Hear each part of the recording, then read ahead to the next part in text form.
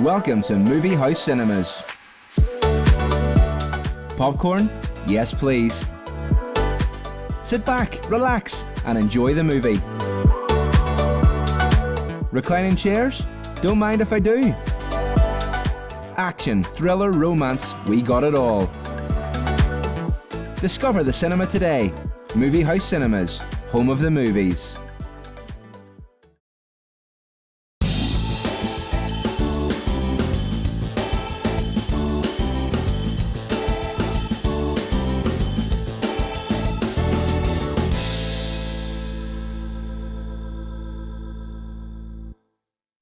Good evening, and welcome along to Rob and Elliott tonight. Good to have your company with us once again. Coming up on the show, we'll be remembering the broadcasting legend, Gerry Anderson. The drummer guy was there, and he came over, and there was this guy in the corner called Reinhardt, a big white hat, cigar, you know. So he brings me over and he said, "This is the Irish kid." Should I go on? You know, I have a name. "Are you the Irish kid?" I said, "All right." We'll find out about a brand new music bursary that's been put together by Gerry Anderson's family. We'll be chatting to Gerry's son, David. I was listening to Bob Dylan, and he turned around and he said, "You know, I met him once." And I was just awestruck, and I was like, "What did you say to him?" He says, "Well, all right, what are you doing?" I think, "Did you not ask him about anything?" He said, No, you can't. I mean, what are you going to do? Say, "Oh, I love Blowing in the Wind" or something? We're also talking opera on the show tonight. I'll be chatting to Norman Reinhardt and Carolyn Dobbin all about the latest production from Northern Ireland Opera. I hear exercises sometimes and I'm like, what on earth does that do? What is that person warming up when they're making that sound? Because really, I'm one of those people. Are you? That's awesome. That's great. So wait till you hear me. Okay, good. Then if I hear it, then I'll ask you. I'll go, what Okay. are you warming up when you do that? 'Cause that's great. That's fantastic. We'll have live music in the studio from singer-songwriter Randall Stephen Hall. We've been out and about in Portaferry this week. We've been to Portico. Back in 1839, the Presbyterians had the idea that, I suppose they were very free-thinking, and they said, let's build a Greek-looking temple right at the bottom of the Ards Peninsula in Portaferry. So we're delighted that we've been able to maintain this building, and I suppose it's part of the heritage, it's part of the fabric of Portaferry. And we sent Mr. Showbiz Paul Martin along to the launch of Belfast Has Talent. Jelvis lives, and he's in Belfast, and he's coming to Belfast Has Talent.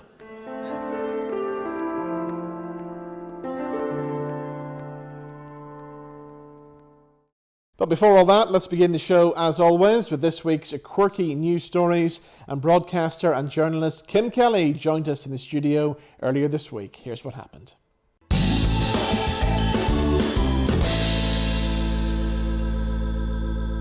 But as always, let's begin the show by taking a look back at this week's crazy news stories. And to help us do it, Kim Kelly is back with us. How are you, my darling? I'm very well, thank you. And you? I'm very well. So, what are we talking about this week then? Shall we talk about arm hair? Oh, no. Please don't. No, Please we're don't. talking about the Guinness Book of Records. So I spotted a very interesting Guinness record was made. Right. And it's for the longest arm hair on a female. Now, I thought originally it'd be, that kind of arm hair, but no, it's actually like a random hair. Now, so this woman in California, this is such a weird story. This woman from California discovered that she had a 7-inch hair on her arm. She discovered it, she was at Disneyland with her friend, and her friend spotted her and went, "Oh, I'm going to pull that out." And she went, No, do not pull this out. She contacted the Guinness Book of World Records. Right, okay. So, as you know, these days you can get into the Guinness Book of Records for anything, really. We had the Mr. Potato Head challenge. I could have taken him. That you could have taken last week. Taken that. Well, she's in the Guinness Book of Records and you and I aren't. So are you going to take her on then as well? I don't have one that long, maybe one on my chin. Oh, no. You know what it's like, woman, you get to a certain age. Right, we're moving on to Feitan now, aren't we? Something obviously that Rob and Elliott would know nothing about. Anyway, apparently men, middle-aged men and older men, obviously not you, clearly, Of course. are spending more on teeth whitening strips and fake tan than women. This is a survey by ClearPay. So this is an official survey that men are spending more than women on these things. And apparently men are spending £129 for products before they go on holiday as well. Now, I've noticed this shift in things as well. Because you remember a couple of years back, I did a feature where I went and got the Botox done and said that every man over every man over a certain age, right, should go for it. They should get the Botox done. Usually if I'd have said that, men would have come up to me in the street and been, Robin, what are you talking about? Get a life, right? No. They all came up to me and they said to me this. The first question was, does it hurt? Do you still get Botox done, Robin? Of course I do. Let me see. I need some. I need some. I need it around the eyes. Okay. But I'm not afraid to admit that. I need it. Okay. If you need help, you get it. I think you've a nice little forehead. Do you like it? Leave it alone. Huh? No, I'm getting it in there. So well, that's good to know that men are taking care of themselves. Men are taking care of themselves with the teeth whitening strips. I suppose it's cheaper than turkey teeth. What it is, yes. Yeah, and the turkey teeth look very painful. They do, don't I mean, they? fair play to anybody, and lots of people do have those done. Yeah. And I just look at it and think, oh, the pain. I don't even like getting a filling. No, I can't do dentists. And they file them down, and oh, no, not for me, not for me. No. Okay, let's move off that thought then and talk about Game of Thrones. In a way, it is about Game of Thrones. So a lady from England was applying for a passport for her daughter, but she got turned down because her daughter had a name from Game of Thrones. And the Game of Thrones name is Khaleesi. Right. So she named her daughter Khaleesi, and the passport office came back and said, no, unfortunately, if you want to use that name, you have to apply to Warner Brothers, who own Game of Thrones, because they've copyrighted the name. So she thought, well, this couldn't be right, because Khaleesi actually is a fairly common name. I think on my Facebook, there's 2 little girls called Khaleesi. Really? It's fairly common, yeah. So she challenged it, and they came back and they did an about turn and said, oh, no, sorry, that we got that wrong. That's only for people who have changed their name by deed poll. So if you change your name by deed poll, you've got to apply to Warner Brothers. Yeah. Something about copyright. So she eventually got her passport, but I thought that was interesting. That is, yeah. So I would love to know what other kids have been named after Game of Thrones characters. There's a couple on my Facebook, I'm sure, and they've got like granddaughters called Khaleesi. I'm sure I've seen that. It's quite a nice name. I could change my name, Khaleesi Kelly. I think it's got a ring. I think it has. Khaleesi Kelly. And I'm Khaleesi Kelly. Yes, I think that's nice. Yep. Brilliant. I was just practicing it there, Just lovely. Okay. Khaleesi Kelly. Thank you. We'll see you back here same time next week. Thank you.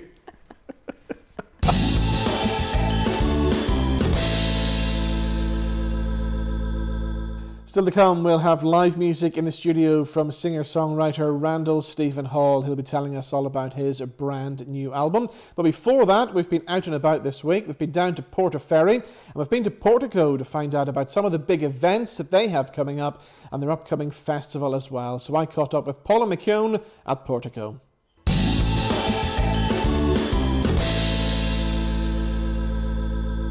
So as always, it's great to get down to Portaferry, and it's great to be here in this fabulous venue. This is the Portico. They've got lots of exciting things lined up, and the lovely Paula is going to tell me all about it. Paula, how are you today? I'm great today. We've just finished Gala Week in Portaferry, and now we're starting to get ready for the autumn in the Portico. I would imagine there'd be a lot of people watching this who've never been down to see this fabulous venue. But I mean, it's like a Greek theatre that just pops up in the middle of Portaferry. Absolutely. So back in 1839, the Presbyterians had the idea that, I suppose they were very free thinking, and they said, let's build a Greek-looking temple right at the bottom of the Ards Peninsula in Portaferry. So we're delighted that we've been able to maintain this building, and I suppose it's part of the heritage, it's part of the fabric of Portaferry, and what we really want to do is to make sure that everybody in the community can come down, be part of this wonderful building, and have a great night out and a great experience. Talk us through some of the big events then. You mentioned comedy, so let's start with comedy. Again, you've got some massive acts coming up, haven't you? Yeah, comedy's great, and what we find is often that we sell out. So we had Paddy Raff here earlier in the year.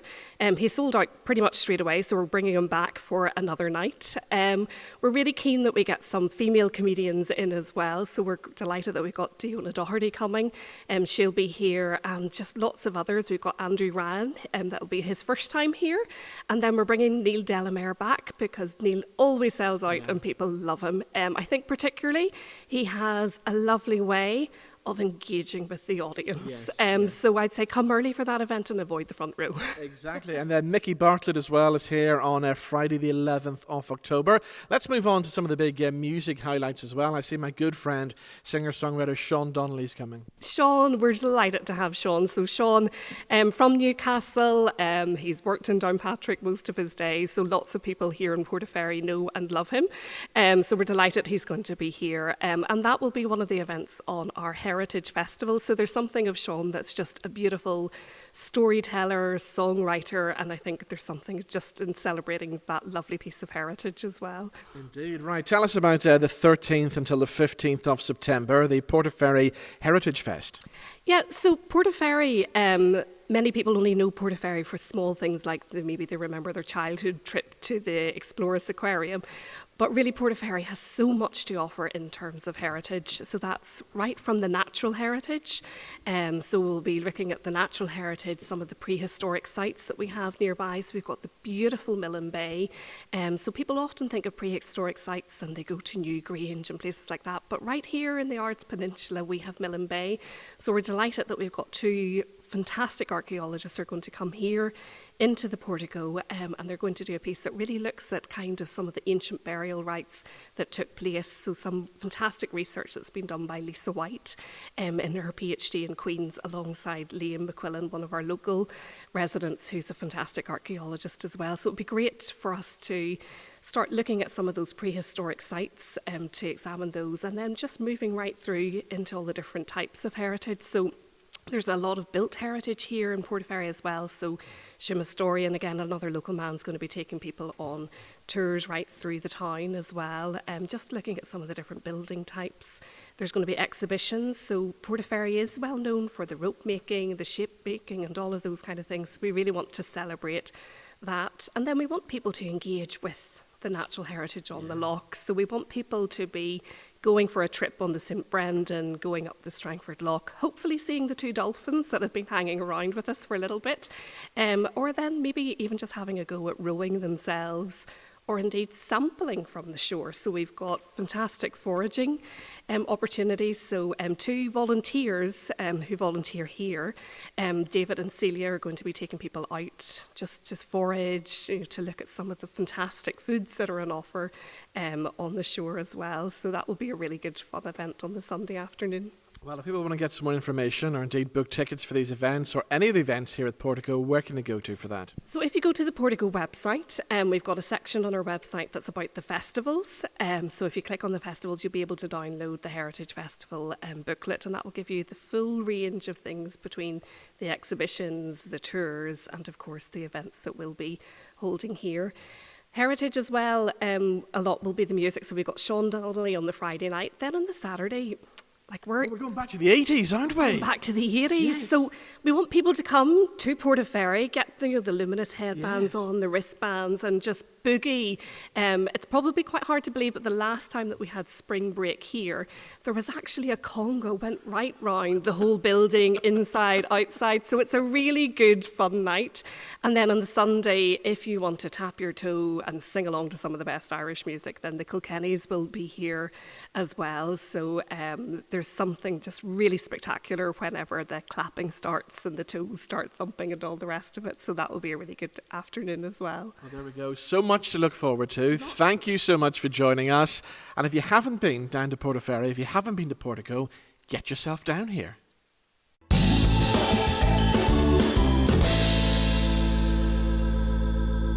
Some great events coming up in the near future down there in Portaferry. Later on, we'll be remembering the broadcasting legend Gerry Anderson on the 10th anniversary of his passing. And somebody who was featured regularly on Gerry's show was the singer-songwriter Randall Stephen Hall. He'll be with us in the studio right after these.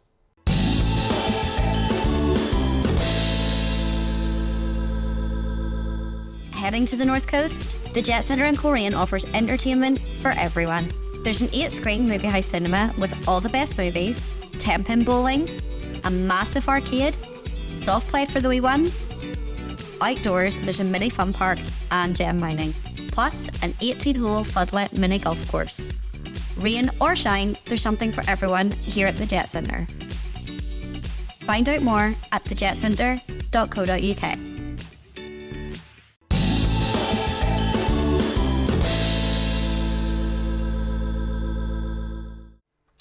And welcome back to Rob and Elliott tonight. Still to come on the show, we're going to remember the broadcasting legend Gerry Anderson, who sadly left us 10 years ago this week. We'll be chatting to Gerry's son David about a brand new music bursary. But before that, as we all know, Gerry helped and supported loads of local musicians and singer-songwriters down through the years. One of those was Randall Stephen Hall, who joins us now in the studio. Hi, Good Rob. to see you again. Yeah, likewise. Good to see yourself. So the first time I ever heard of you and heard your music was through Mr. Anderson on the radio. I thought you were going to say it was scrawled on a toilet door or something. Yeah. So how did Gerry pick up on your music then? Well, a friend of mine, another singer-songwriter called Barry Tipping, he said, you know what you should do, Stephen? You should send a couple of CDs into the BBC. And that's basically what I did. The first time he ever played any of my work was in the January of 2010. And I'd maybe sent these CDs just a matter of weeks before. And they weren't recorded in a recording studio or anything, like they weren't mastered. You know, they hadn't been all buffed up and mixed, other than what I was doing. And I'd just come home from Larne, as you do, and I was living in Whitehead at the time, and I was washing some breakfast dishes. Yeah. That's how exciting my life gets. And another musical friend of mine phoned me up and said, Stephen, put on the radio. I said, okay, I'll put on the radio. And there was one of the tracks, The Wee Wee Man, being played that we've talked about before. Yeah. And I couldn't believe it. Yeah. That I'd actually, it was a bit like a message in a bottle, in a sense. And it had actually gone into the sea and landed on some other exotic shore. Yeah. And someone interesting had opened it up and was responding. And Gerry, where Gerry was concerned, one way I described him was he was the medicine man for the whole of Northern Ireland and beyond. He was doing something. And also he was seeing beyond boundaries. Yeah. He was encouraging people to almost laugh at some dogmas that people take too seriously. Exactly, yes, yeah. I find for myself, it's what works for me is talking, and a bit like you are sitting in someone's front room. Yes, yeah. Like a scene from my childhood, you know, when you were visiting relations. And I call it the warm place. Yeah. Where you're kind of accepted, and people will give you a space and listen. You know. Exactly. There you are, son. Go on. You know what I mean? You're going to do one for us now, aren't you? Now, what I like to do with material is, as I said to you, I don't like to restrict myself too much, so I give myself the freedom to have light and shade in what I'm doing. Okay. Okay, so you can do something that will make people smile, or you can do something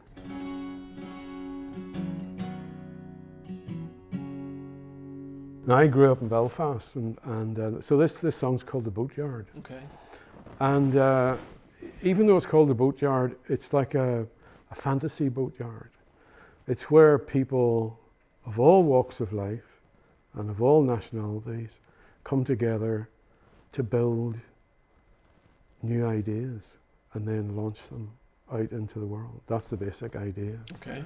And it's a wet day today, and part of it was inspired by Noah, who's building this boat, and it's a wet day. Okay. So that's how it starts.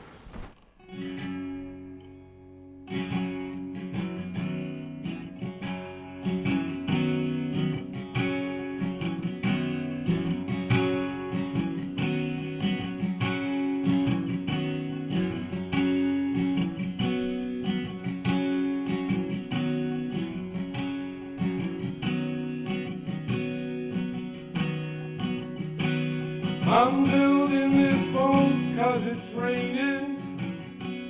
I'm building this boat 'cause I'm mad. At least that's what they'd like to call me. It's the best job that I've ever had. I'm working with friends and relations. All nations are working down here. It's the strangest old boatyard that you've ever seen. All the boats we are building are so weird. There's many a color around me. There's many a language I've heard. They hammer and bang, they saw and they weld, but there's nothing they make that's absurd. But no one is grabbing for money. No one is grabbing for power. The boats we are building are so strange and new. Have you seen the time? It's nearly the hour. And no one's a slave in this boatyard, for no one is purchasing fear. Protection can run for the shadows. We've a new manifesto this year. All women and men are equal. All islanders under one sun. The SS Sectarian broke on these rocks, and her cruel errors so nearly run.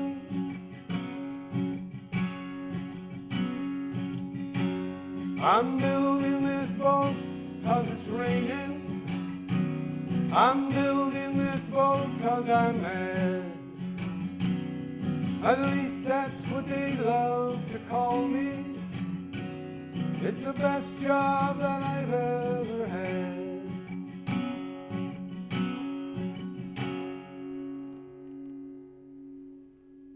Just brilliant. Thank you so much for joining us on the show. I've And if enjoyed people want to find out more information about you, there's a website out there and stuff as well, isn't there? Yeah, just go to www.randallstephenhallsongs.com and you'll see all the wanted posters and car park tickets, all that kind of stuff. There's lots on there. There's your music, your stories, your Yeah, it's a illustrations, whole and mixture. all are on there. Yeah, aren't it's a whole they? mixture of stuff, yeah. And of yeah. course, the new album coming soon as well. Hopefully, quite soon. We'll see what happens. Brilliant. We look forward to that. Good to see you as always. Okay, thanks Thank you. again, Rob. Thank you. Enjoyed the crack.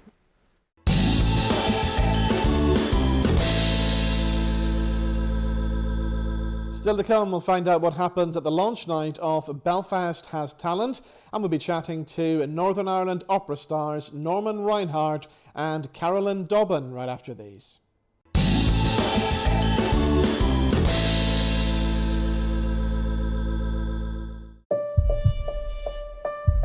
Here we are on the north coast, where sporting legends are made. He needs this putt to advance to the next stage, but can he do it? The crowd are holding their breath. Can he cope with the pressure? Dad, would you take the shot? Yes! Yes! Well.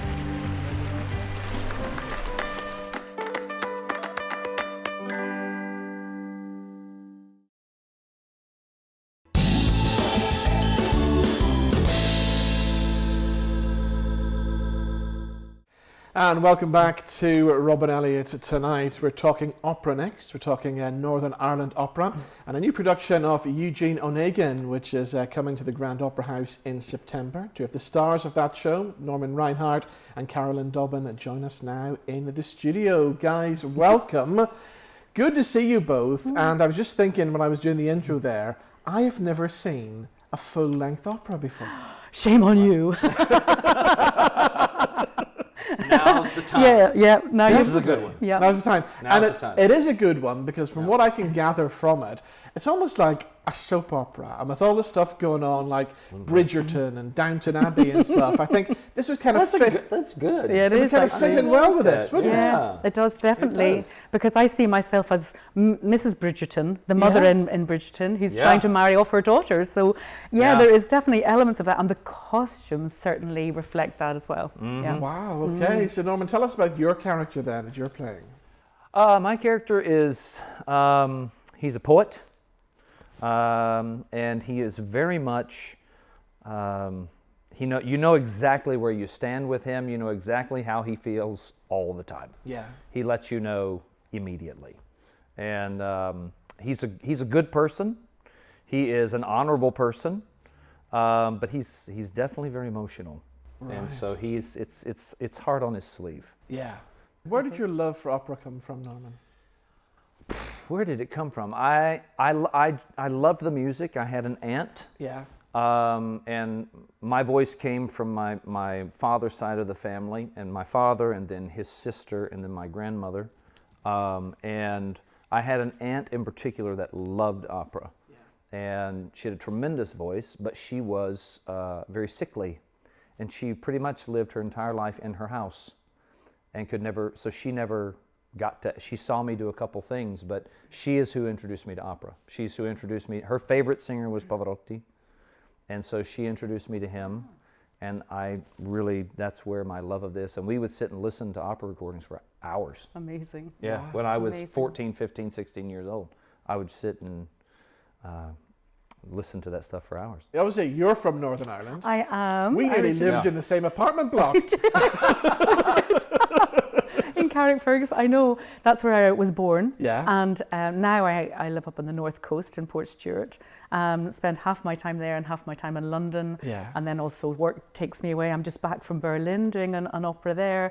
So yeah, I just go with where the work is now. I live out of my suitcase a lot, but that's kind of where I'm from originally. My mother still lives there. Yeah. Okay. And but yeah, it's lovely to be back because I don't get to sing here that often, and it's lovely that the whole family and all my friends and people that I used to work with, that they can all come and see the show, and that's really, really good. Norman, what about looking after your voice as well? Because that must be important as well, and obviously warming up and things before shows are much warmer. Do you have to do? What's the preparation like? Yeah, it's a very funny thing because everybody's different on that. Sometimes you don't have to warm up at all. Sometimes you, depending on the situation or the person, they have to. I know people who do an hour of yoga just to get the body going, and then they do half an hour of just breathing, and then they do another half hour of vocalizing, just running the voice and do it. So you can spend 2 minutes or you can spend 3 hours trying to get warmed up, depending on the kind of person you are, the kind of singer you are. Yeah, I'd like to say I just go and I'm ready to go. That would be great. But I'm afraid that's not the Wouldn't it be case. great if it was just, okay, let's go. Yeah. Boy, it would be fantastic if that was the case. I will say when I was younger, I could kind of do that. Oh, but as I've gotten older, I've had to warm up more and more. I definitely do the yoga. I feel that really helps. And breathing, just like lots of exercising the lungs a lot. That really you got to helps. get it all opened. You got to go, whoa, whoa, whoa. Keep going. It's really true. Some of the noises that come from some of the the dressing rooms are quite hilarious. It's just, I hear exercises sometimes and I'm like, what on earth does that do? What is that person warming up when they're making that sound? Because really, I'm one of those people. Are you? That's awesome. That's great. So wait till you hear me. Okay, good. Then if I hear it, then I'll ask you. I'll go, what are you warming up when you do that? 'Cause that's great. That's fantastic. But that's the thing, is that everybody's different, and you do what you need to do to get the job done. And more power. Go for it. Let's go back to Eugene, Onegin then. It's coming to the Grand Opera House in September. Give us all the details. So opening is the 14th of September, and then the next show is the 17th. Good. Then the 19th and the 21st is the last night of the performance. That one I knew. Well, just to finish on, Norman, who should come and see this show then? Everyone. Absolutely. Yeah. Okay. Yeah. We'll all be there. It's fun. It's really fun. Do you promise? Even me. Do you promise? I promise. I will be there. Okay. Well, you have to come say hi. We're going to sign you. We give you sign a document. I will. We'll get a photo after just to prove that I was there. We sign it in blood. Guys, the best of luck with the show. Thank Good you. to see you. Thank Thank you you so so much much for coming in. No, thank you for having us. Thank you. So from opera talent to talent in general now, we're talking Belfast Has Talent, an event that launched last week at the Felons, and we were there, and this event kicks off on the 8th of September and runs right through until the 10th of November, also raising money for a very worthwhile charity, the Suicide Awareness and Support Group. So we're on the lookout for singers, for dancers, musicians, magicians, in fact anybody that has talent. Here's what happened when Mr. Showbiz went along to the launch night.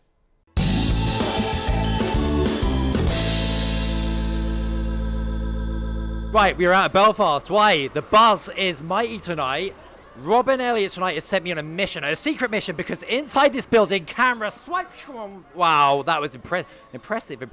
Inside this building, there are some of the most important, influential, dynamic, and larger-than-life people in the entertainment business that you could ever want to have on your side.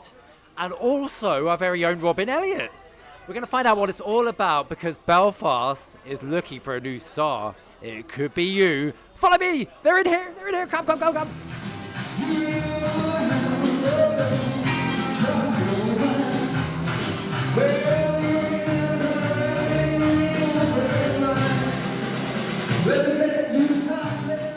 Right, I've got him. Jelvis is in the building. Jelvis, follow me. Hey, Paul. Jelvis, my old friend. Hey, Paul, how you doing? How's it going, Mucker? Good. A massive. You're a sensation. Thank you very much. How did it all start? I just went for it one day. I had the amp and the speaker. I wanted to get my name out around Northern Ireland, so I went started playing in the streets in Belfast just to do something different for people and see how it'll go, and it just turned out great. Now, this is all about, of course, Belfast Has Talent. Yes. Your talent is obviously Elvis. Mm-hmm. Do you want to give us a couple of lines? We're caught in a trap. I can't walk out because I love you too much, baby. I'm gonna read it now. Come on, go on. Why can't you see? Jelvis, What you're doing to me? When you don't believe a word I'm saying. Now that is what we're expecting, folks. Jelvis lives, and he's in Belfast, and he's coming to Belfast Has Talent.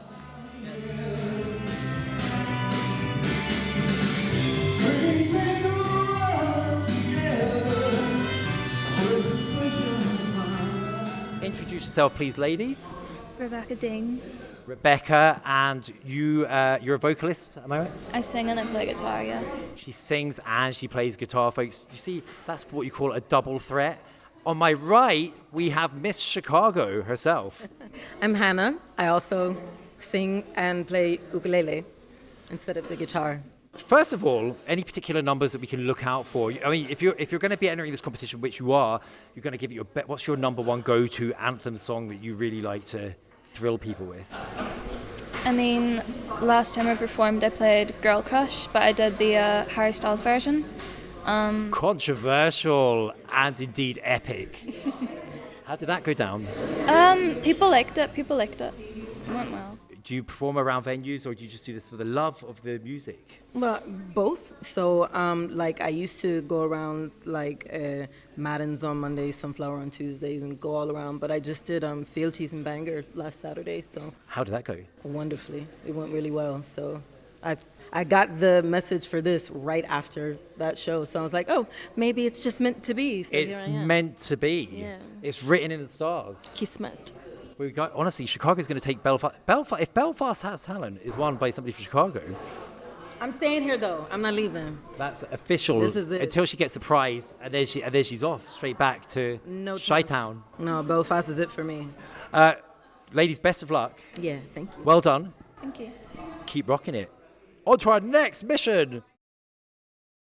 Right, follow me. I've got the last but not least. We've got the main man. It took me about 20 minutes to get through his security team and all the fans. I finally got you. You're a hard man to get. Oh, really? This is the, I had to get through layers of security, which is why. Oh.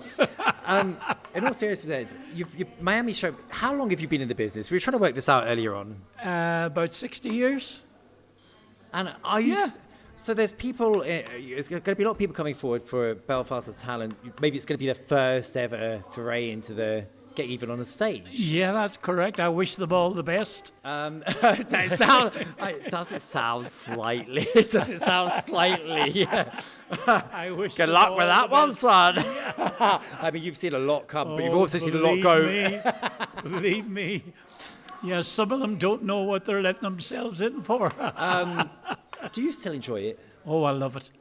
But look, I'm sort of retired now. Well, sort of retired. As you can see with the camera crew in your face yeah. here. I do the odd gig now and again, but I don't do any more travelling. I've given up all the travelling. And the only gig really I do now is Falls Bowling Club in Belfast. And it's a fantastic gig. And every time I do it, thank God I pull the house down. Excellent. And I absolutely love it. And thank God they love me. And I've just recorded a CD, my first recording in donkey's years. And New CD alert. A new CD, yep. Or indeed, or as the young people say, he's dropped his new album. It's an incredible story which continues to write new chapters as you continue to evolve. You've overcome great adversity, but you also, your spirit, I have to tell you, young man, your energy levels, your spirit, and your positivity is infectious. Thank you. So I want to commend you on that. As an old showbiz cynic who's seen it all, or thought I did, it's nice to see somebody who still has a soul at the end of all of this. Oh, thank you very much. I appreciate that. That's nice to hear that. Thank you. The main man, still reaching people and dropping his new CD, Bo Yakashaf, real soon. Now I'm joined by the ladies that actually are the real talent and the real stars in Belfast, no matter who wins this competition. And I'm going to let the ladies introduce themselves because they're from a charity and an organisation that is making change in the local community and beyond, life-saving change. And I'm going to let them introduce themselves because that's the stage they belong on. Here we go. I'm Rosie. I'm Margaret Walker. I'm the Centre Manager for Suicide Awareness and Support Group. My name's Jo. I'm a volunteer for Suicide Awareness and Support Group. You have an amazing story spanning many years. You've helped many people turn the corner from very precarious situations in their life, points of no return situations, for over 20 years. 25 years is our anniversary next May. I lost my brother to suicide in 1999 and there was no support for families. So there was a spate of suicides in the Upper Springfield area and us as families came together and called a public meeting, if you like. And it was inundated with families' bereaved, with local community residents, with local politicians. Even the Director of Mental Health Services came and what is it you need? And we said we need services, we need support these families. We need counselling, we need family support, we need training, we need a lot of services to be able to help these families. And it took us 6 years to campaign and lobby to get a strategy implemented into the north of Ireland. And it was through the families and their pain that they got that strategy implemented in 2006. So it's something to be very proud of. It might seem strange to say in your particular position, but I can imagine it's a very rewarding job in many ways. Very rewarding, very, very rewarding. You see people coming through the doors and they're in the depths of despair, and then whenever they leave, they've got a bit of hope. And then they're supported, they're looked after, and they know that they've somewhere to go. It's knowing that you've got somewhere to go. And people that understand and can empathise and, Yourself, I mean, for you, what brings you into this every day with the same kind of passion as years ago? Well, the reason that I do the volunteer work now is because my life was saved by this group of people, and I wouldn't honestly be standing here today if it wasn't for my friends here, especially Margaret. So I just try to give a wee bit back by doing bits and pieces. I'm a bit of a go for this, go for that, and help out that way, but it's an amazing organisation. That's absolutely beautiful and compelling, and it shows how important, we're seeing it standing side by side, how important that support is right from the outset. If somebody is in a bad place, we could say, how can they get in touch and reach out? Okay, well, we are based on 209 Falls Road in the heart of West Belfast, and our telephone number is 028 90 23 9967. Lifeline is also 24/7, 365 days a year, and their number is 0808 808 800. 3 real stars, and the official charity of Belfast Has Talent. That's 3 reasons to get involved right there alone. Well done, ladies. Right, gate crash time. It's time for the evil quiz of doom. Right, is it like a music quiz? Because I'm good at music quizzes. Yaz from Q Radio, Yeah. on at the same time on the airways as me. On River Radio. But does that mean we're right? I'm sorry, it's a bit of a letdown. There's no motivation in that, is it? No, but is it a music quiz? Because that's the only thing I bring to the table. And we have music legend Marty. How are you feeling? I'm feeling good. I'm feeling really good. Well, are you feeling smart? Don't know about that. But I'll do my best. Yaz, I'm sure you do. I'm not feeling smart. Do you do quizzes on your... I do one called It Only Takes a Minute, so it's like 60 seconds on the clock. That makes General sense. knowledge. It only takes a minute, girl. I'm going to take that fan. Yeah. Would it be out of the rules if I rang up one day live from my radio show and it was your quiz? Bash on, yeah. I think it's genius that. Right, guys, here's the quiz, okay? It's to find out. This is all about, of course, Belfast Has Talent. Do you agree that Belfast has talent? Oh, for sure. You only have Absolutely. to go... It must have. It's certainly not here, but it is here and here. Okay? But now we're going to find out who was the greatest talent of all time. Okay. Which of these two was the greatest Belfast talent of all time? George Best or Van Morrison? I'm going to go George Best for me. I'm going to go George Best as well, yeah. Locked in? Yeah. Yeah. George Best gets through to the next round. Okay. My best mate, Rory McIlroy or Steve Nolan? Oh, Rory McIlroy. I'm going to go Rory too, yeah. Really? Yeah. Really? Okay, it's your answers. Okay, Rory, you're locked in. So George Best and Rory through to the next round. Ruby Murray or Alex Higgins, the Hurricane? Alex Higgins has to be Alex Higgins. Yeah, same, yeah. Unity. Can you far. at least pretend I not know, to I agree think on the we last one? disagree. Give us another one. Come on, what? Yeah. Okay, Gerry Armstrong, Robin Elliott's best friend, or Kenneth Branagh? Oh, Kenneth for me. No, but Gerry Armstrong. Gerry Armstrong. Oh, well, you're gonna have to, guys. You're gonna have to find out. Yeah, Kenneth for sure. Yeah, I do. Kenneth Branagh's through. Okay, very quickly. Time is running out. Are you feeling pressure? Yes. Are you feeling pressure? Yes. Really you scared? No, well, Can you pretend to be scared? I'm scared. Thanks, great. Okay. Okay, George Best or Rory McIlroy? Oh, George Best for me. Oh, had to be George Best. Georgie. And then, did we go with Alex Higgins? We did, didn't we? Alex Higgins or... did we say Gerry? I'm sure we did. We did, yeah. yeah. Gerry the legend, Robin's best friend legend. I'm going to go Gerry Armstrong. No. Come on, Had to be Gerry. Okay, Gerry Armstrong.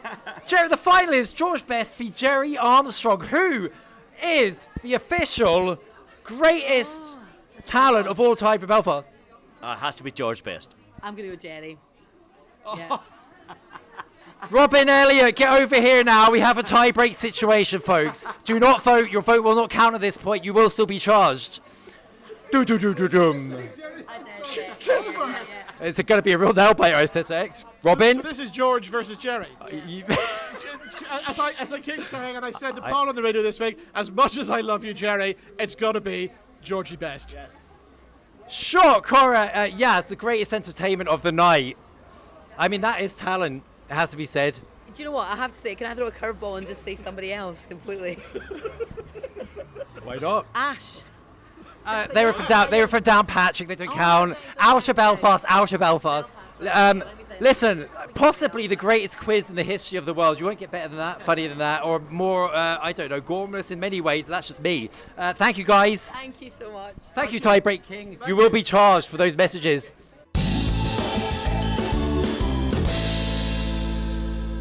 So there we go, that's what happened when we sent Mr. Showbiz Paul Martin along to the launch night of Belfast Has Talent. And if you want to take part in that competition, it's also offering £2,000 worth of prize money as well, then get in touch with them now. The details are appearing on your screen right now. After the break, I'll be chatting to David Anderson, the son of legendary broadcaster Gerry Anderson.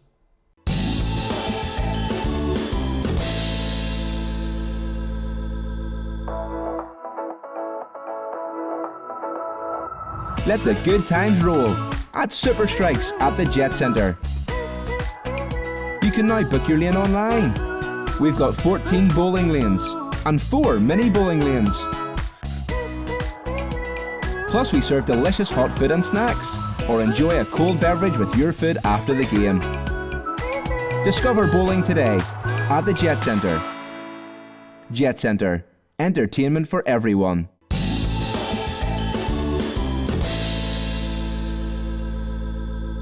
And welcome back to the final part of Robin Elliott tonight. We're going to remember the broadcasting legend Gerry Anderson now, who sadly left us 10 years ago last week. I've been looking around the NVTV archives and we found this clip that I recorded with Gerry when he was promoting one of his fabulous books. It was the book Heads, about his life as a musician. And we talked about the time he went to Canada to work with the legendary Ronnie Hawkins and the Hawks. Have a look at this. Well, we were playing this particular place called Peterborough, actually. And I noticed this guy came in a few nights. He didn't look like the rest of the people. Kind of long leather coat stuff, you know, and blonde hair and kind of, you know, civilized looking. And he came in and he seemed to be watching the band. And we noticed that because nobody else watched the band. So he came up to me at the end of the week, Saturday night. He said, "Do you want to do an audition?" I said, "For what?" He said, "For a band." I said, "Ooh." I said, "Well, what band?" He said, "Ronnie Hawkins and the Hawks." I said, "Who are they?" And he went, "What?" I said, "I don't know." He said, "If I was you, I would." Uh-huh. And I went,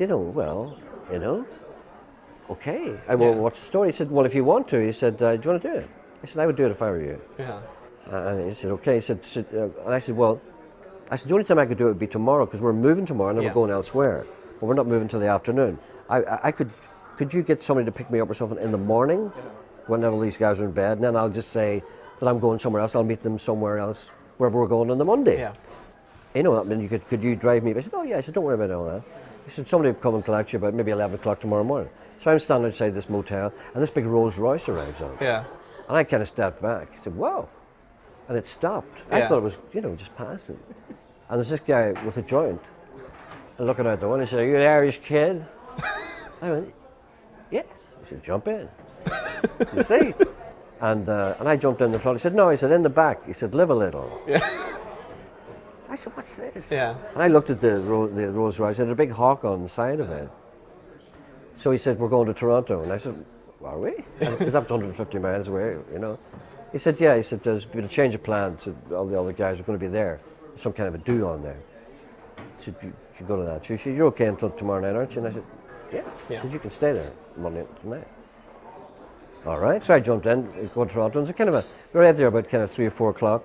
There's a kind of a party on, you know, and lots of strange people, hippies, journalists, strange women, dogs, everything, you know, in this palatial mansion. Right.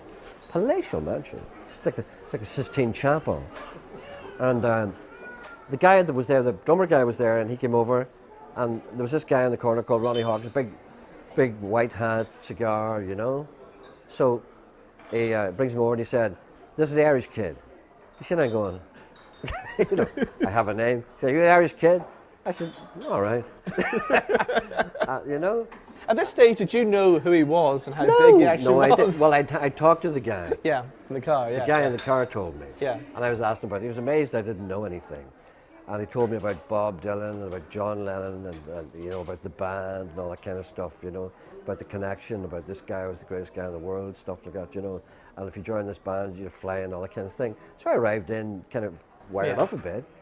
And he said, "Go and have a drink."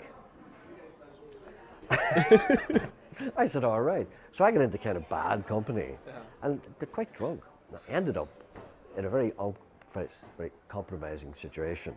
Anyway, right. I woke up the next morning, you see, and I go, "Oh, you know.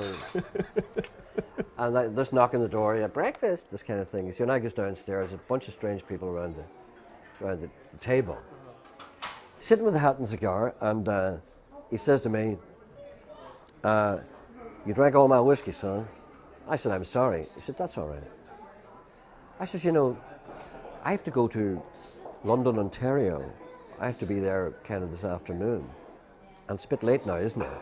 I said, "So, you wanted me to do an audition?" He said, "You already did that." I said, "Did I?" I said, "No, I wasn't that drunk. I don't remember doing it." He said, No. He said, "You don't understand. I can't do his accent. Don't understand, boy." He said, "The audition is not about Dwayne, the guy, the drummer. The drummer says you can play all right." He said, "That's all right. He knows. And you can sing a bit." He said, "That's all I want." He said, "All we need to know is what kind of a guy you are." Yeah. The quickest way I know to find that out, get a guy drunk. You can see the real guy right away. Brilliant. You see, you'd take 3 or 4 weeks to find out. By that time you're in the band. He said, "You're no saint," he said, "but you're all right." He said, "You're not crazy." Such a great clip from the NVTV archives, the late great Gerry Anderson talking to me about his life as a musician working in Canada with the legendary Ronnie Hawkins and the Hawks. Now, Gerry's 10th anniversary was last week, and a new music bursary has just been launched by Gerry's family. We're going to find out all about it because Gerry's son, David Anderson, joins us now. David, thank you so much for joining us on the show this evening, and I know it must be 10 years on, it must be still a very difficult time for you and your family this week. Nice to see you, Robin. Yeah, it's bittersweet. I was talking to my mum actually just today. She was saying it's bittersweet. It's lovely hearing the memories, but it's still quite tough. Yeah. Now, the last time we spoke, you just launched the website, geraldmichaelanderson.com, and there's stuff being added to the website all the time. It's gathering great momentum, and it's a great place for people to relive lots of Gerry's memories and to keep your dad's memory alive as well. Yeah, it's been fantastic. Like, I think it was 2 years ago I was talking to you that we launched the site, geraldmichaelanderson.com, and we just started to collect some of his material, you know, some of the work that he enjoyed, but there's a community being built up around it, and there's also the Facebook page as well, so the Facebook group.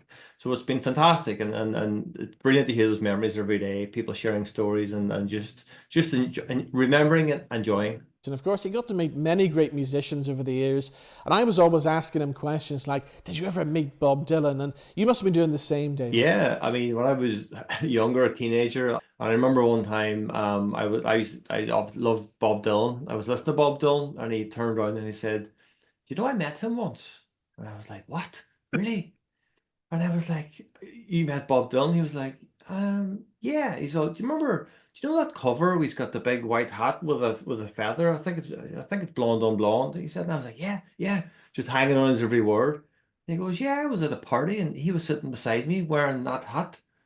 And I was just like, I think I was about 15 or 16. I was just awestruck, and I was like, "Really?